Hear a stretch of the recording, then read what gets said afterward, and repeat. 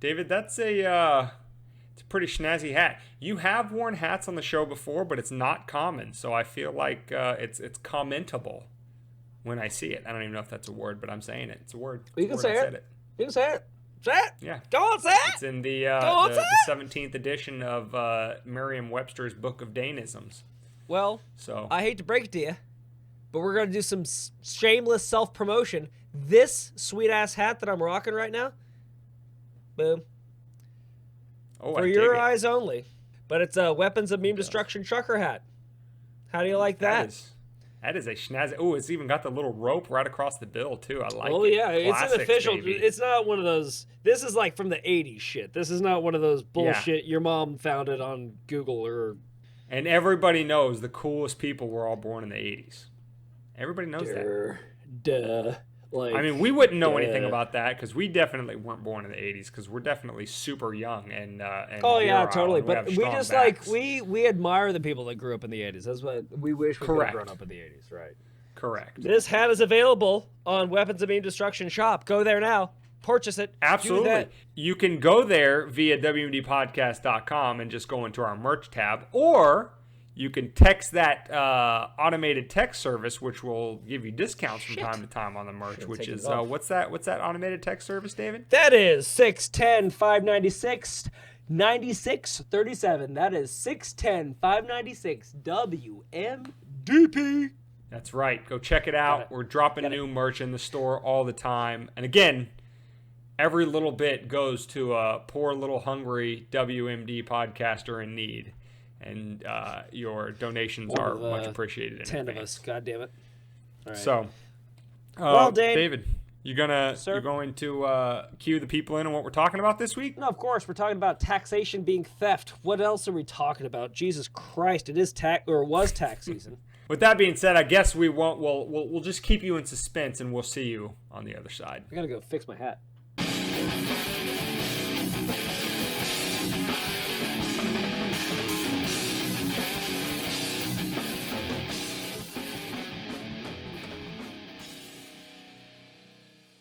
Welcome to Weapons of Meme Destruction Podcast, episode 191, which can be found at WMDpodcast.com/191. You can get the audio only on any podcast catcher, and you can get the video at YouTube, Rumble, and Odyssey. Wow. All those places. Yeah, all those places.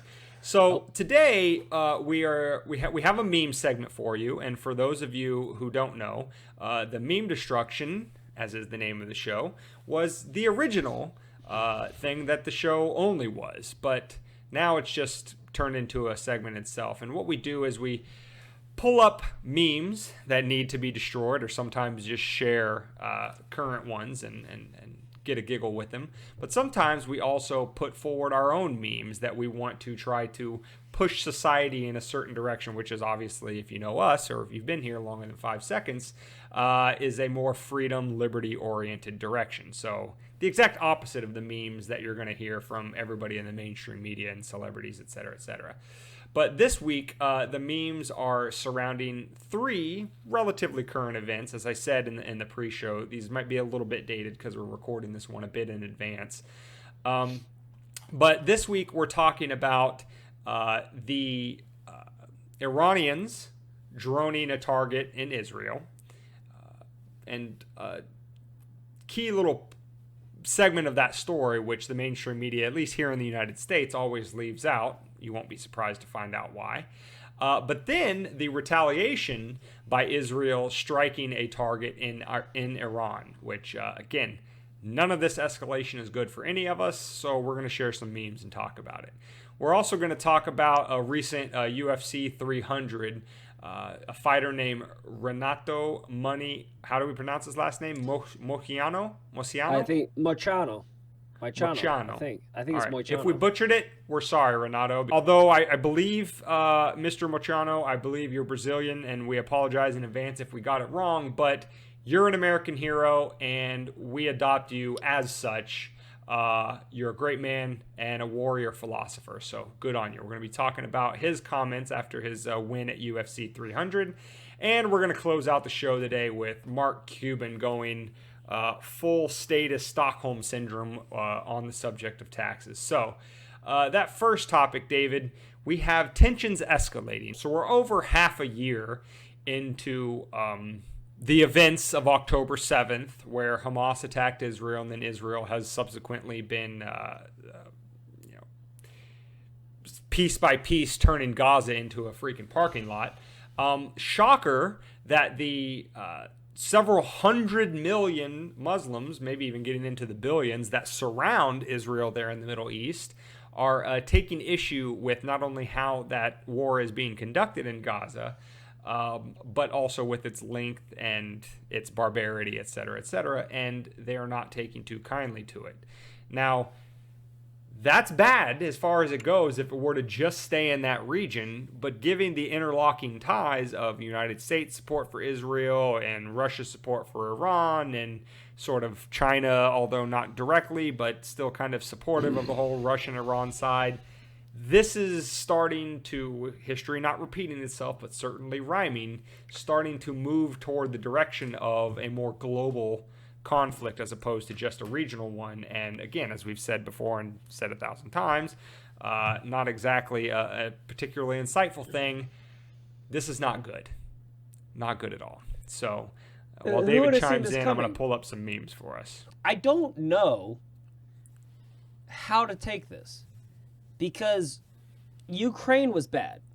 Because we always knew that we didn't want to piss off Russia, even if the tensions were cooled off from the Cold War. We don't want to piss off Russia because they're our biggest ally or our biggest enemy with the biggest nuclear arsenal. We don't want to nuke the world. We don't want to piss off China. Well, why don't we want to piss off China? Because, well, they own this place. So, and then it's like we have to defend Israel all the time. But then now Israel's taken it kind of upon themselves to, like you said, turn the Gaza Strip into a parking lot. So then Iran chimes in, which seems like they were inevitably going to do. Because I remember right when October 7th happened, we stationed like a destroyer in the Mediterranean Sea to provide cover, right? For Israel, to show support. I mean, we're always in the region, so whether it was specifically for that or not, but yes, I remember that pissed off Iran a little bit. It's like, hey, get the fuck out of here. And so we're now antagonizing Iran. So let's get this straight. If you didn't want to have a World War III, you would not be proxy warring in Ukraine. I almost forgot the name of the country because we haven't heard it in so long because we've been so caught up with Israel. But you wouldn't piss off Russia. You certainly wouldn't want to piss off China by sending Nancy Pelosi to Taiwan or anything like that. And you certainly wouldn't want to start a war in an area that we had just been in war at for about 20 years with another country, the only country in that area, with nuclear capabilities. You definitely wouldn't want to do all three of those things. And you certainly wouldn't want to do it sequentially, and you certainly wouldn't want to do it when they're all still happening at the time that you're doing it. If none of this makes any sense, that means that you're the sane one. Because, as we say all the time, this DC foreign policy consensus that regardless of which party is in the White House, it always goes in the same direction. Now, again, for whatever you think about Trump, he deserves his credit for being the first president since I think either Ford or Carter. I think Carter. The first president not to start a new conflict. Yes, some of the conflicts that he inherited when he was in office still continue to pace under his administration, but nothing new was started for the first time in over 40 years. So kudos to him for that. But other than that one outlier, it doesn't matter. Republican, Democrat, neocon, Republican George W. Bush that was going to act as a compassionate conservative around the world and not be so warmongering. I remember that. or Obama's hope and change from the W. Bush years, right? It doesn't matter what they campaign on. It doesn't matter what promises they try to tell you. The war machine grinds on. Now, The simple answer to that is, well, there's a lot of interests and a lot of incentives aligned in favor of making sure that we're always at war, because then that spends money, in a few hands here in the United States in terms of the military-industrial complex. That would be bad enough if that's as far as it goes. But as David was laying out there, all of these sequential things that you certainly would want to do within one generation, let alone successively within a few years, is the people that are calling the shots seem to be, if not completely apathetic and emotionless towards the point of death, almost actively cheering it on, almost as if they're in a death cult. That the more death and destruction that they can spread around the world with their policies, the better. I mean, that's just as reasonable of an explanation as these people's actions as anything else, because their actions certainly don't ally with any sort of America First principles, and that's not, any sort of like nationalist America First type thing, but just the idea that American legislators, people elected by the American people, not by the people of insert random foreign country here, are supposed to legislate in the best interests of the American people, which means if you have starving and unsheltered veterans here in the United States, if you have citizens who were, victims of natural disasters like in Hawaii, or, ecological disasters like happened in East Palestine, Ohio, or what's the water pipes in Michigan that it's going on a decade Flint, Michigan, still haven't been fixed. When you have those types of issues going on in your country, and you're so preoccupied with constantly ginning up war around the world,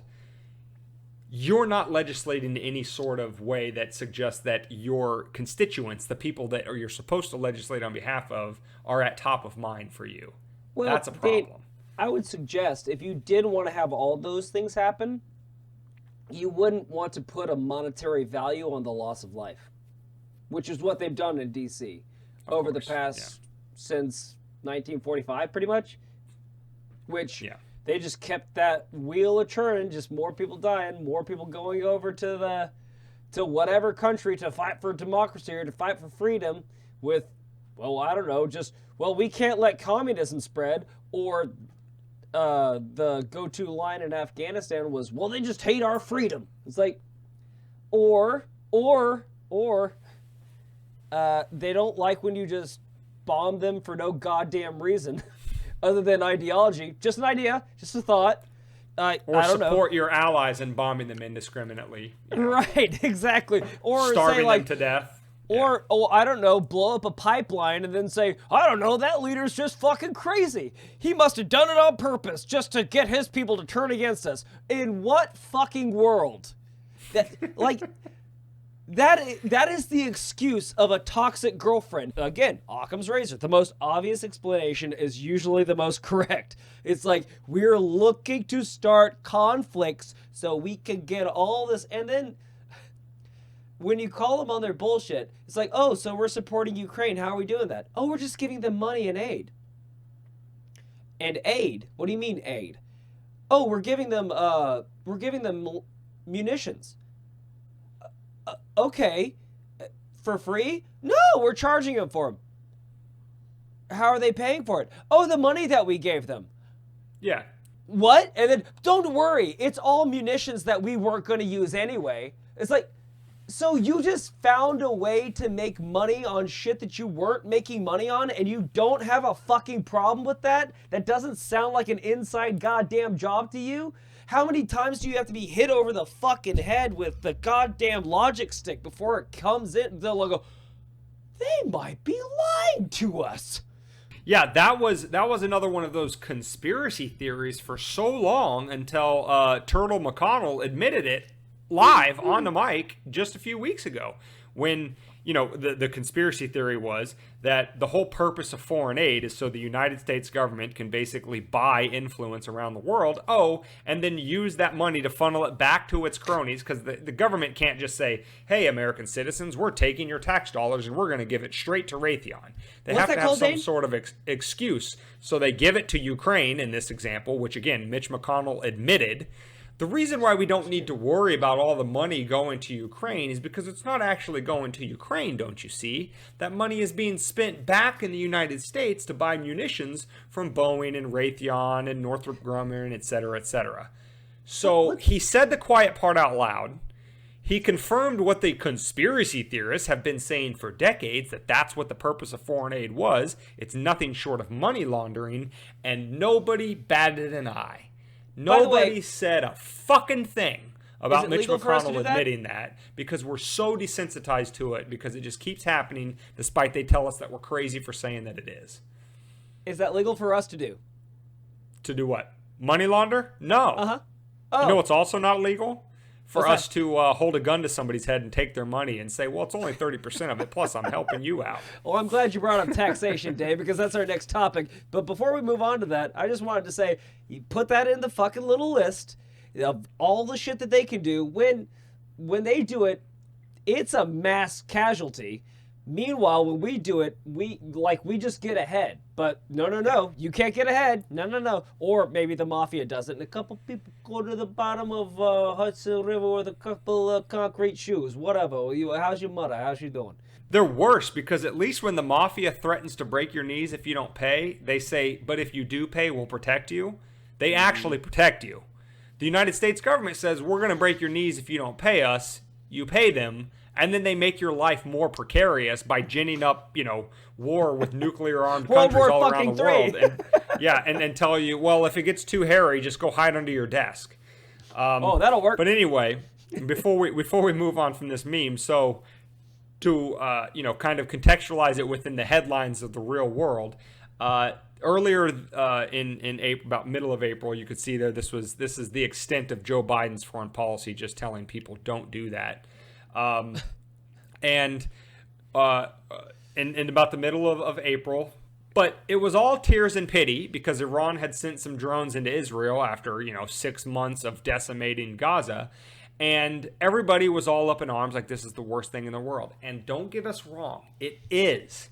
Any sort of escalation is terrible. It's not good for anybody, the players actively involved in it, or even us on the other side of the world.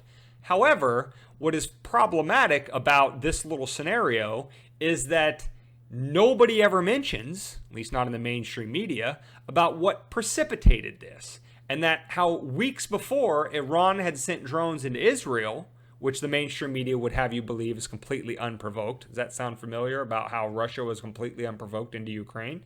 But we digress. Weeks before this happened, Israel had actually struck an Iranian embassy in Syria.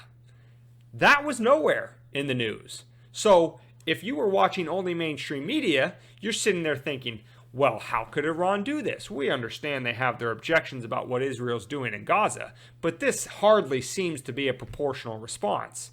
Until you find out that just days before Iran sent drones into Israel, Israel had bombed or targeted an Iranian embassy in Syria. But again, you have to come to the 119th ranked political podcast in Australia to hear that, not, CNN or MSNBC or any of the mega million production news outlets. They'll never tell you any of that stuff. So keep coming back to the sane space. We'll keep you informed. And before we move on from this topic, we have one more, and this one is just kind of a funny, because if this is not the exact state of the world, then I don't know what is. Now that in response to Iran's drones into Israel, now Israel has, within the last 48 hours, struck targets within Iran. And if this isn't the military-industrial complex, and you, dear citizen, right here, in the form of U.S. taxes, you are caught in the middle of this. Can't see the mic. You can't see it. You can't see my little cursor there? No. Come on. What if I don't highlight that? Okay. Anyway, you are U.S. taxes, citizen. You are not the beneficiary. You are not Boeing, Lockheed Martin, or Raytheon. You are the one that is being used as fodder, whether literally in the terms of our military personnel, or at least monetarily in terms of taxes and inflation. I think our point, we could end the episode right there as to our standing theme on this episode, or sorry, on this podcast about taxation being theft. But we're going to keep moving on. And before, it's like that whole Family Guy, the compliment shit sandwich, where you're like, you give them something good, tell them where they need work, and then finish with something good. We're going to give you a shit sandwich. We're doing something bad, something good in the middle, and something bad on the outside. Yeah. Because recently at UFC 300, a fighter, which I had never heard of him before UFC 300. Had you heard of him, David? He's an up-and-comer. I might have seen him fight once or twice, not knowing it, but he was on the undercard. Yeah. That's why I missed it. Yeah. I was busy. Renato Money, say that name again, David? It looks like Moicano. Renato Money Moicano. Again, he's Brazilian. He may have a different pronunciation of his last name, so apologies if we got it wrong. But he had this to say at the end of his fight, that first of all, he loved America. He looked up to America. He thought America was a great country. He greatly values the First Amendment and the right to free speech. That's not common around the world, so he was lauding that. But even more importantly, especially for those of you that have been here at WM in the sane space for a long time, you'll recognize this other name that he dropped that a lot of people won't. And that's Ludwig von Mises, one of the fathers of the Austrian School of Economics. And if you just listen to the Paul Krugmans and the other, sort of mainstream Larry Summers economists of the world that tell you that demand, you need to jack up demand, and that's how you keep an economy growing, that explains everything that the Federal Reserve does in terms of money printing to always gin up the economy when it's not going so good and tightening when they blow up the bubble. Well, if you're not aware of Ludwig von Mises, you're not aware that there's an entirely different theory of economics called the Austrian School of Economics, which talks about property rights and hard money and the fact that central banks, unilaterally controlling the issue of currency is going to lead to the business cycle, which causes problems for all of us. There's a whole nother theory of economics that people who are adherents of the school, not founded by, but on the one of the early founders of the Austrian School of Economics, the adherents to that school predicted the financial collapse of 2008. And they're sounding the alarm bells of the ever-growing debt in the U.S. economy. And so what Mr. Moicano had to say is, if you love freedom, if you value your country, familiarize yourself with Ludwig von Mises. And I think he said something like the 6 principles of the School of Austrian Economics or something like that. But yes, without getting into a long-winded egghead sort of dissertation about the Austrian School of Economics, we've addressed it many times on the podcast before, talked about Ludwig von Mises in particular. The fact that Mr. Moicano said this on this stage in sort of a, cultural phenomenon that is the UFC, exposing it to an audience of probably a handful of people in that arena, let alone the viewers on TV, would have ever even heard that name in their life.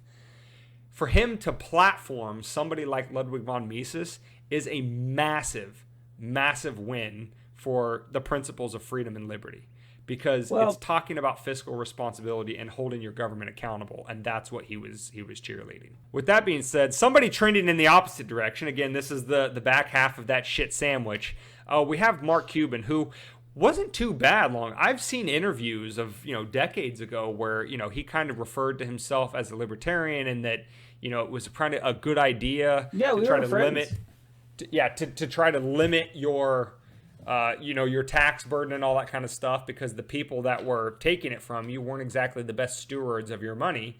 But Mark has really done a 180 lately, and I have to wonder, has he seen what the powers that be do to, an Elon type person who doesn't toe their party line?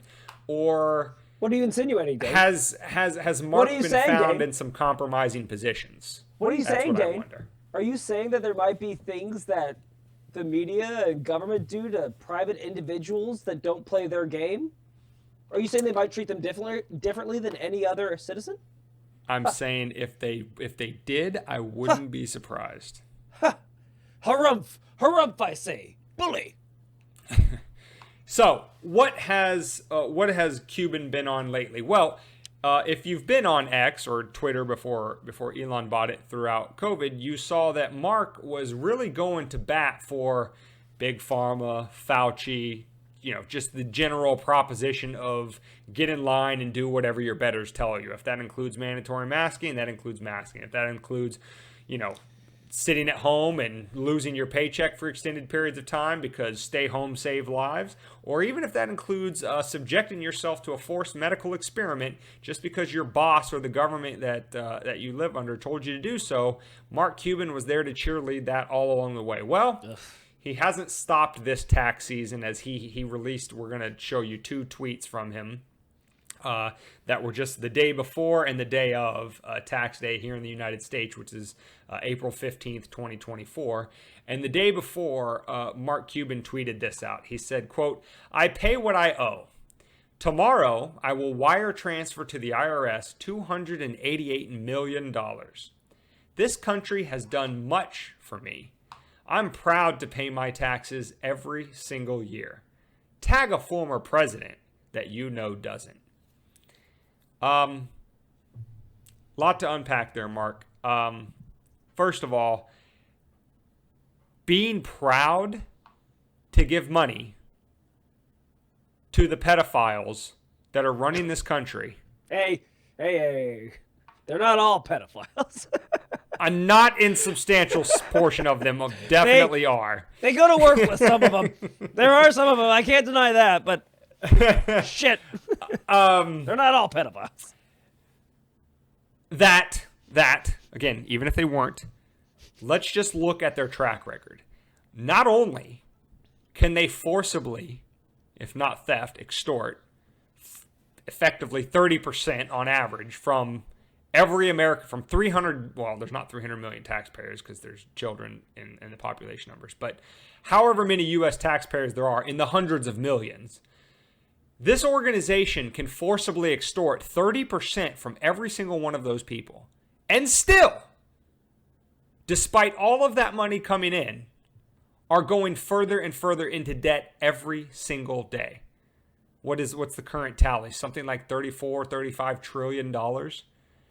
Now, David, if you had a really successful business making a lot of revenue and you somehow went bankrupt, not because your business was faulty or shitty or you had a terrible product, but just because you were that bad with money, you probably wouldn't get any more bank loans, probably wouldn't get any more private equity. People would start to realize, wow, this David guy, even when he's got a good business and a great product and it just brings in money hand over fist, he just can't manage it. He just keeps going further into debt. I don't think I'm going to trust him to be a good steward of money. That would be one thing, because that's just a business where people have to voluntarily buy your product. The government could forcibly extract it from you under threat of getting thrown in a cage if you resist. And they still can't seem to spend within their means. Now, if you're proud, Mark Cuban, to give money to that group of people, I don't know what to tell you. I mean, you can be the richest person in the world. Money does not equal intelligence. I'm looking at that number, and I'm trying to unsee it. Is that 288 million? Yeah. In taxes? Yeah. In taxes. From in 1 year. An individual. Yes. Question. How the fuck do you make that much money in 1 year that you can just wire transfer $288 million in one goddamn go? Number one. That's number one.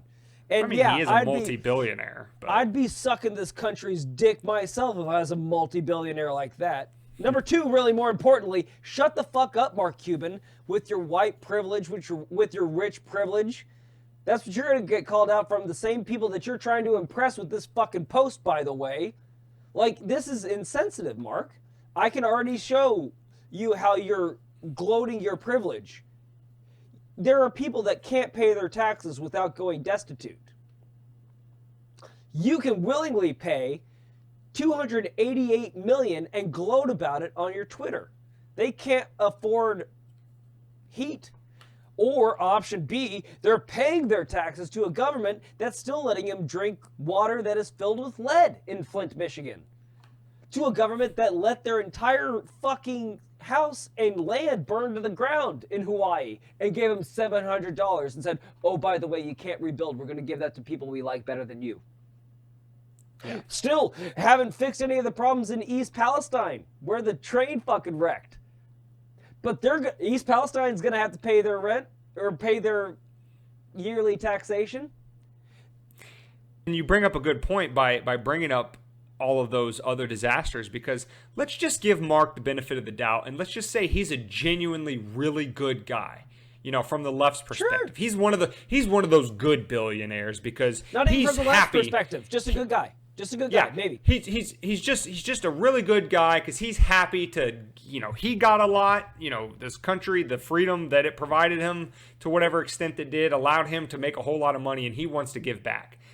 Mark, if your tax rate was 0, and we're assuming you're the good guy that you are trying to pretend to be in these Twitter posts, could you not take that $288 million and give it and completely lay all completely brand new pipe in Flint, Michigan and fix what the government has failed or refused to do for a decade?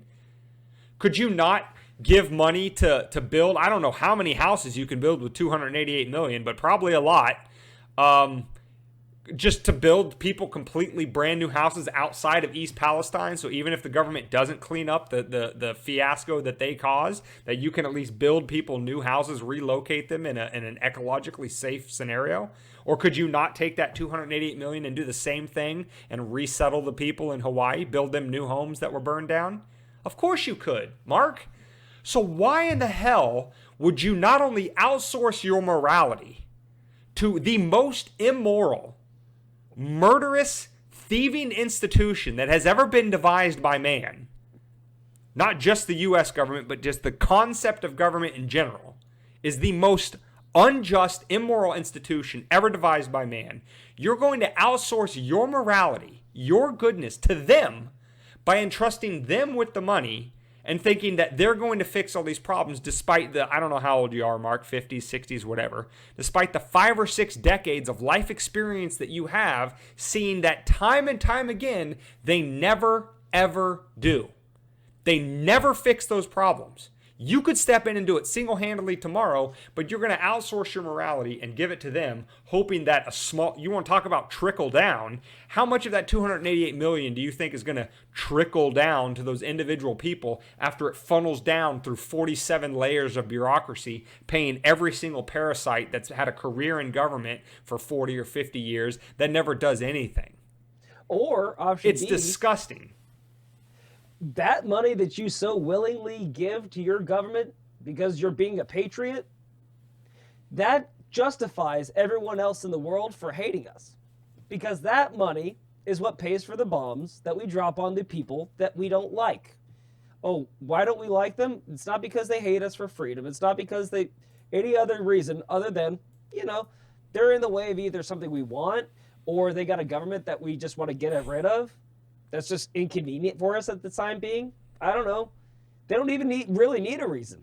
And again, like, I don't know any other service that you pay this much money, 30% of your income yearly to, and they continually do the worst job they can possibly do for you ever.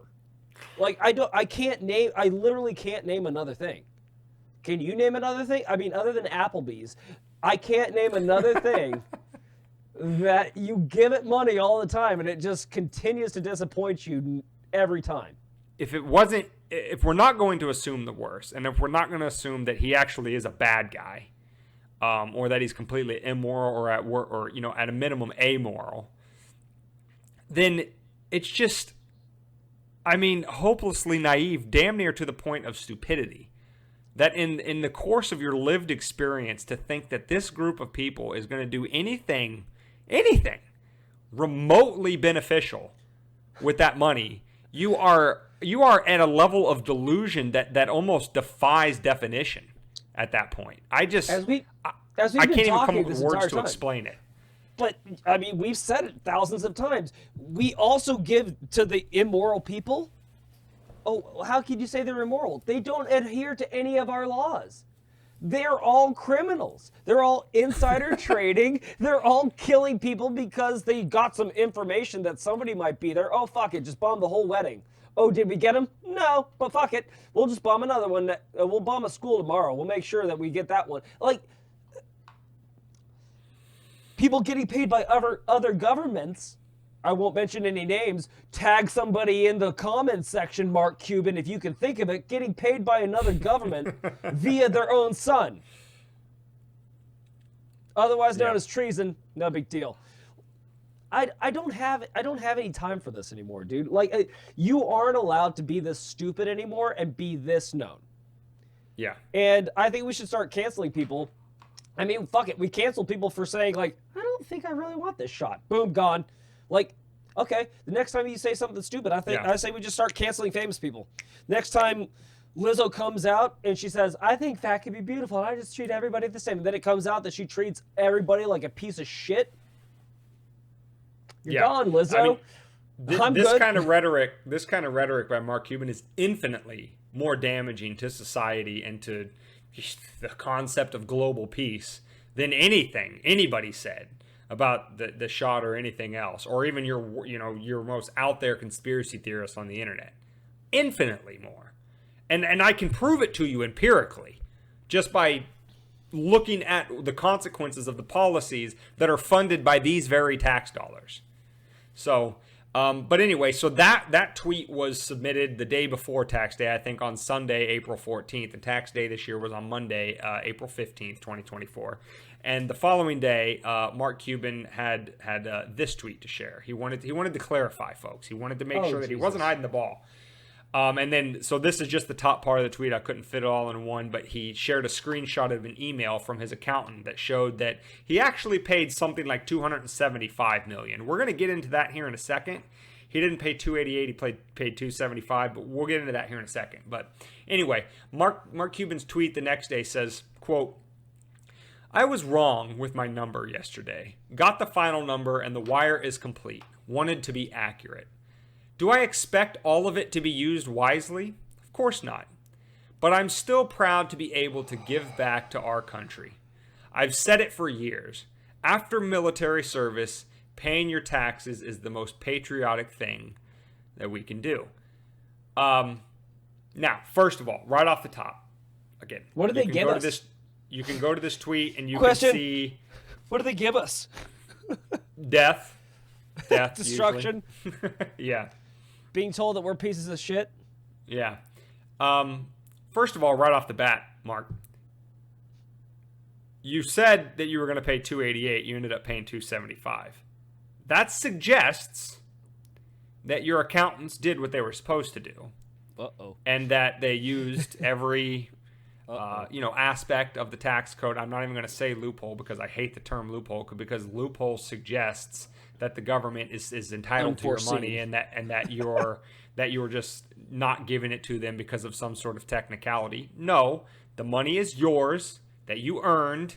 The government is not entitled to it. They do not have a higher claim on your person or property to be able to take that money from you. So there's no such thing as a loophole. But yes, your accountants did what they were supposed to. They used every avenue in the tax code to be able to get you to pay as little tax as possible. It turned out to be $275 million instead of $288. My question to you, Mark Cuban, is why? Why did you instruct your accountants to not pay the maximum? Hell, why didn't you ask your accountants to say, guys, how much are they going to take from me? And let's add another 10% onto that, because I feel so good, so patriotic, and so proud to be able to give to these pedophiles in D.C. as much money as possible because they spend it and use it so wisely. I want to give them more. Why do you, Mark Cuban, or anybody that talks about how virtuous it is to pay taxes, why do any of you try to reduce your tax burden? Why? Why? Now, is it because, you got completely lambasted the day before, and so that's kind of why you threw in this whole throwaway second line here of, do I expect it all to be used wisely? Of course not. Well, therein lies the rub, doesn't it, Mark? is that not only can you not expect all of it to be used wisely, and I know that's clever little rhetoric. You're like, oh, well, they're not going to use 100% of it wisely, but they might use 95% of it. No, Mark, they're not going to use fucking 10% of it wisely. They're going to use 10 cents of it wisely, dickhead. So, that sort of little bone throwing that you're trying to give there for, oh yeah, I'm aware that this isn't exactly the most ideal way to funnel the resources that I've acquired. It's not moving the ball, because again, if you're going to make this about morality, if you're going to make this about duty and honor and being proud and patriotic to give this money up, then you should be giving up as much as possible, Mark, as much as possible. But yet you're not doing it. So there seems to be a little bit of incongruity there between your words and your actions. Oh, shocking. And again, I'm just going to throw this out there as my last 2 cents, because I am aware that this is not how taxes work. It's not based on your overall net worth. But just to put this into context for people, Mark Cuban is worth roughly $5.38 billion. Okay? So, just regular math. If you divide 275 he's almost million... not a billionaire. If you divide 275 million by 5.38 billion, he turned over about 5% of his net worth. 5%. Now again, I know that he didn't make 5.38 billion last year, and so his tax rate is actually higher than 5%. But the point is, he gave up 5% of his net worth, and he wants to, run around patting himself on the back like he is, the greatest thing since sliced bread, because he's lauding the whole tax system and stuff like that. If he had an ounce of integrity in his body, he would put up that number and he would say, or he would run the numbers and he would be like, I just gave the government 275 million. And do you know how long it took them to spend that? About 36 hours. And that's me just ballparking it, because I think it just was released the other day by Bank of America that the United States government is spending about $1 trillion every 100 days. So if you divide that, it's a matter of hours is how long it's going to take them to burn through Mark Cuban's 275 million. So, yes, as the banner has been indicating for this entire episode, taxation, still theft. David, well, any more dragging of Mark Cuban? God knows he deserves it. I don't really give a shit about Mark Cuban, to be honest with you, man. I would say this to any billionaire that, was that obtuse about these things. So, with all that being said, Dane, on this cheery episode 191, where can our lovely Mimis find us? You can find this episode at wmdpodcast.com/191. They can get the audio only on any podcast catcher. Just search Weapons of Meme Destruction. They can get the video on YouTube, Rumble, and Odyssey. They can link up with us on our other socials, Twitter or X, Instagram, TikTok. They can join the private members only Facebook page at $5 a month or more of support. They can also support us at other tiers of $1 a month, $10 a month, $15 a month, or a one-time only donation at any dollar amount they choose. They can go to the website at wmdpodcast.com and join the email list to always stay in contact with the show. They can click the link down below this video, wherever you find us, for our Bitcoin wallet and donate Bitcoin to us. They can just do the old-fashioned free stuff. They can like, subscribe, share, comment, tell their friends and family about us. Anything they do is much, much appreciated, helping us grow the sane space one more person at a time to hopefully be in the legion of sane memes over there on X, jumping in the comment section on Mark Cuban and setting him straight every time he posts some of that mental drivel. And maybe, little by little, we can take the culture back over and point it in a direction that points uphill towards liberty and freedom. And if you haven't already, be sure to join the texting list at our number 610-596 WMDP. That is 610-596-9637. And with all that being said, if you ever want a discount code on awesome hats like David has there, that's where you'll get them. There's only one place to get them, And you got to get them fast because they're going like hotcakes. Anyway. Do we even sell hotcakes anymore? Does anybody sell hotcakes? No. I guess that's why they're gone now. I wanted to take the idea of power cakes and turn it into a business, but shut up. We're not promoting any other products on here. Knock it off. Anyway, until next week, guys, stay safe, but more importantly, stay free.